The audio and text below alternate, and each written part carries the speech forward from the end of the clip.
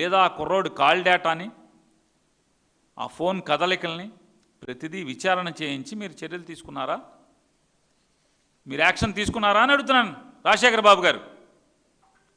ఇది మీ సమర్థత అని అడుగుతున్నారు రాజశేఖర బాబు గారు. మీది విజయవాడ సిపి మీరు, ఇది మీ సమర్థమైనటువంటి పోలీస్ గిరి అని అడుగుతున్నాను మీది. నేను పోలీసులను అందరిని అంటలా, మిమ్మల్ని అడుగుతున్నాను నేను. రాష్ట్రం రాజధాని నడిబొడ్డున ఇంత ఘోరం జరిగిందని చెప్పి నీ తల్లి ఏడుస్తుంటే మీరు మాట్లాడరా? మీరు స్పందించరా? మీరు సహేతుకమైనటువంటి సమాజం మెచ్చే చర్య తీసుకోవాలి కదా, ఎందుకు తీసుకోలేదని నేను అడుగుతున్నాను రాజశేఖర బాబు గారిని. ఇక ఎంతసేపు సిట్టేనా? సిట్టు తప్పితే మనకి ఇంకేం లేదా?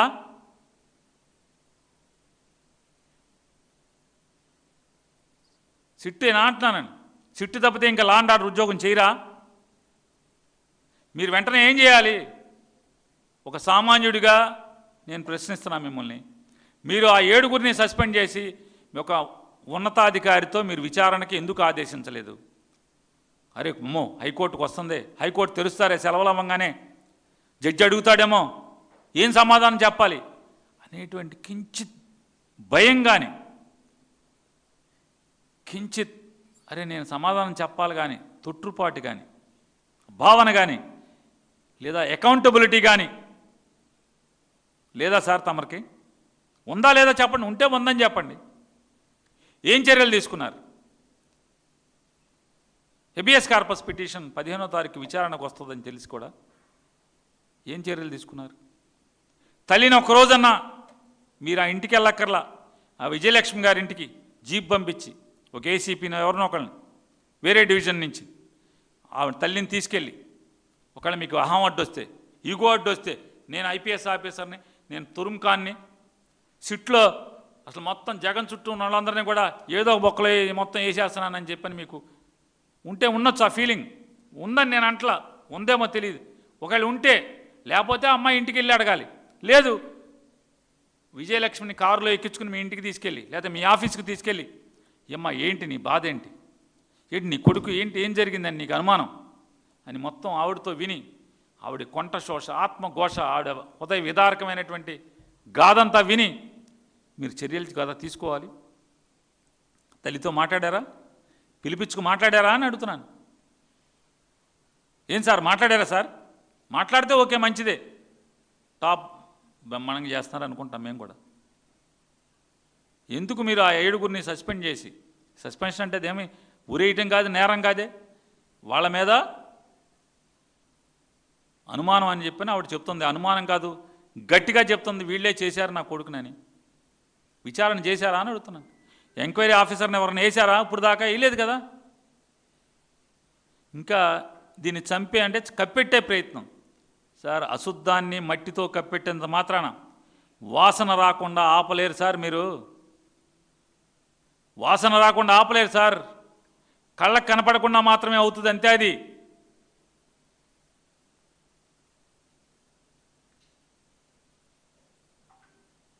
ఇవాళ కోర్టులు ఎందుకు సార్ రాజశేఖర్ గారు? నిజంగా ఇలా తీసుకొచ్చి చంపేసే లెక్క అయితే కోర్టులు ఎందుకు?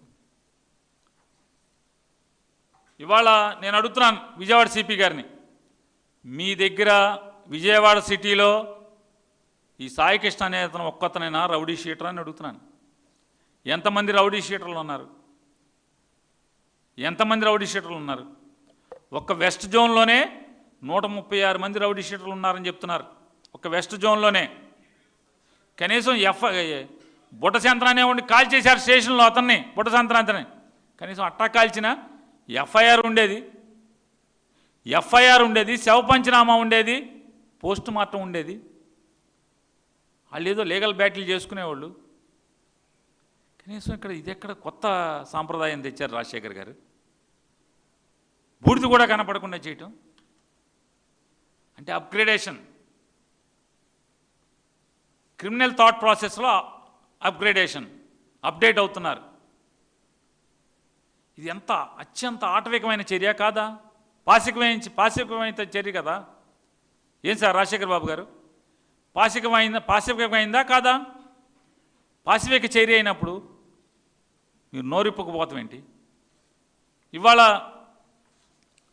ఏంటి వెంటనే ఎప్పుడైతే అంబటి రాంబాబు గారు ఇది ప్రశ్నించాడో వైఎస్ఆర్ కాంగ్రెస్ పార్టీ తరఫున, ఏమయ్యా సాయి కృష్ణని ఎట్టా చంపారా, ఏం చేశారని అడుగుతుంటే వెంటనే టీడీపీ ట్విట్టర్ హ్యాండిల్స్లో చూడండి ఒకసారి. టీడీపీ ట్విట్టర్ హ్యాండిల్స్లో టీడీపీ కోసం కూలి పని చేస్తున్నారా, కూలి లేకుండా పని చేస్తున్నారా, వెట్టి చాకరీ చేస్తున్నారో వాళ్ళకి కావాలంటే ఎత్తుక్కోవచ్చు. ఏం ఉన్నాయి చూడండి. స్లోగా కంగారు ఎందుకు పరిగెడతావు, రామ్మ మెరుపుతేగా అని అంటాడు, టక్ సక్మని వచ్చి వెళ్ళిపోతుంది. చూపించు కొంచెం.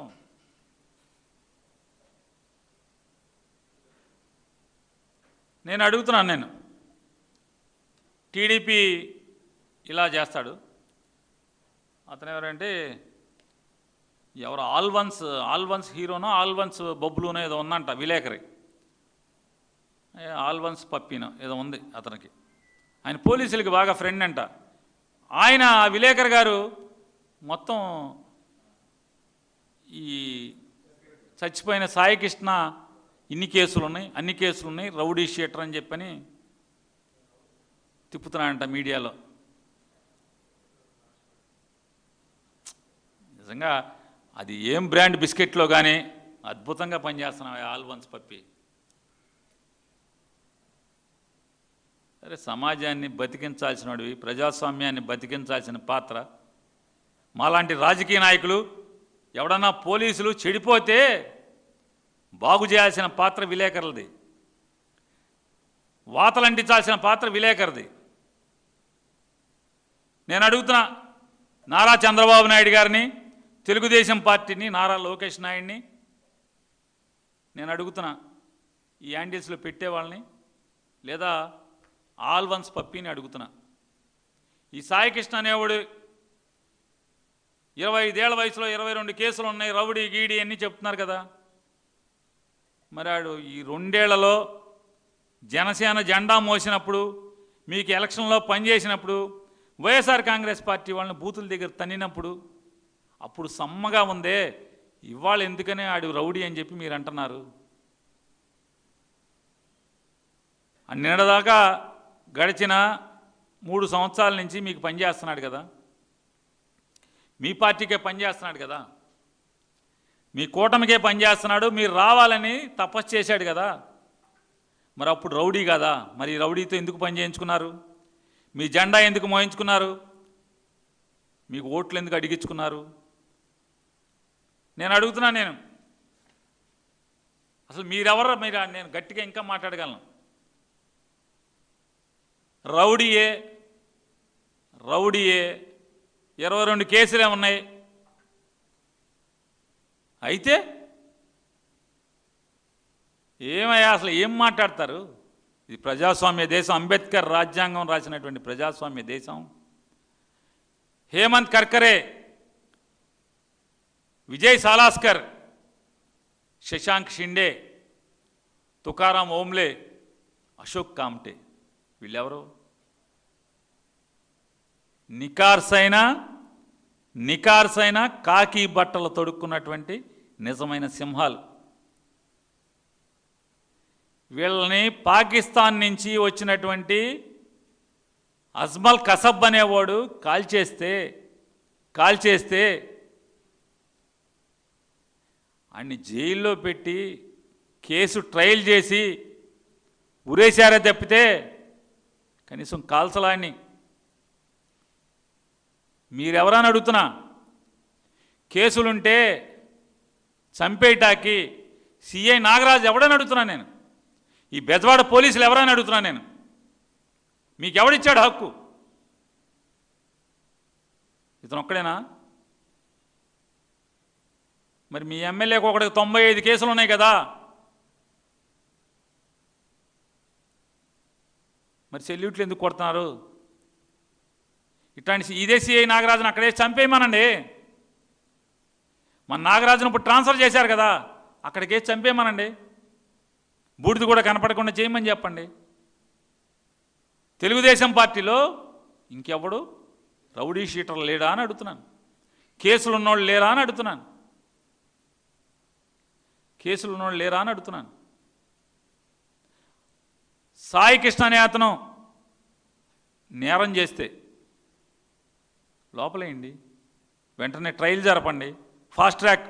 మొత్తం సాయి కృష్ణ ఎన్ని కేసులు ఉన్నాయో అన్ని కేసుల మీద ఫాస్ట్ ట్రాక్ కోర్టు పెట్టండి, స్పెషల్గా కోర్టు అరేంజ్ చేయండి. అజ్మల్ కసబ్కి ఎట్లా అయితే స్పెషల్ కోర్టు పెట్టారో స్పెషల్ కోర్టు పెట్టి శిక్ష చేయండి. ఎవరు వద్దన్నారు? ఇవాళ ఈ సాయి కృష్ణ అవుతుంది, రేపు నీ ఇంట్లో నా ఇంట్లో ఆడి జనసేన, రేపు ఇంకో తెలుగుదేశం వాడు అవుతాడు. అది ఇవాళ కూటమి ప్రభుత్వం ఎలా తయారైందంటే వావి వరుసలు లేనటువంటి, వావి వరుసలు చీర పట్టుకుంటాకి, చీర కొంగు పట్టుకుంటాకి వావి వరుసలు లేనటువంటి ఇక నీచులు. ఇక అంత పేర్లేం చెప్తాం, పేర్లేం చెప్తాం.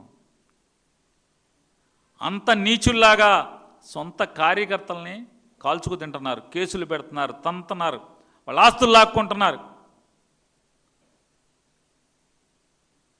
ఎలా ఎవరు మీకు కేసులుంటే కొన్ని ఎన్కౌంటర్ చేపారా?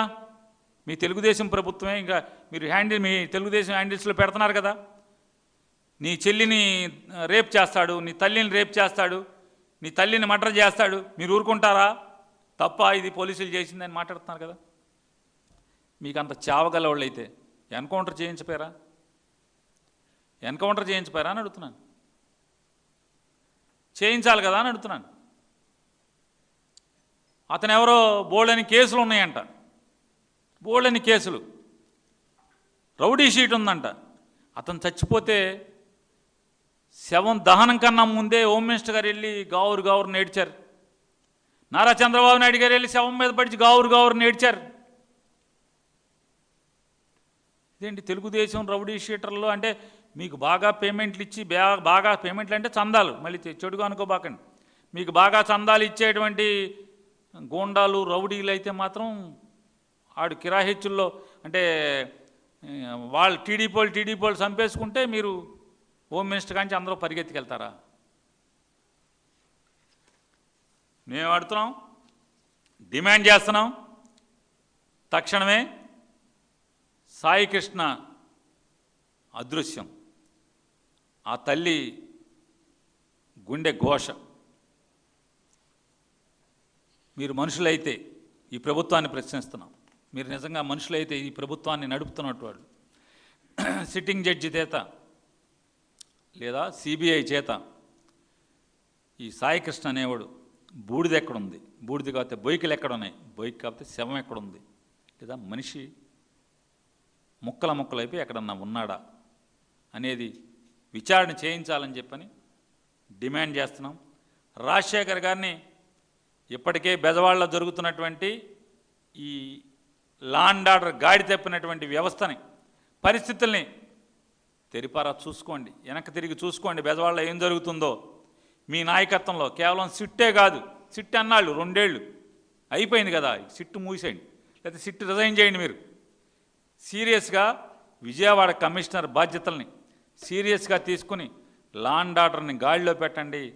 రౌడీలు గూండాలే కాదు, పోలీసులు కూడా బరిదెగిస్తున్నారు మీ యొక్క పట్టించుకొని తనం వల్ల అనేది మీకు మరొకసారి హితవు చెప్తూ మేము సిబిఐ ఎంక్వైరీలు ఫస్ట్ సిట్టింగ్ జడ్జి చేత విచారణని లేదా సిబిఐతో విచారణని డిమాండ్ చేస్తున్నాం.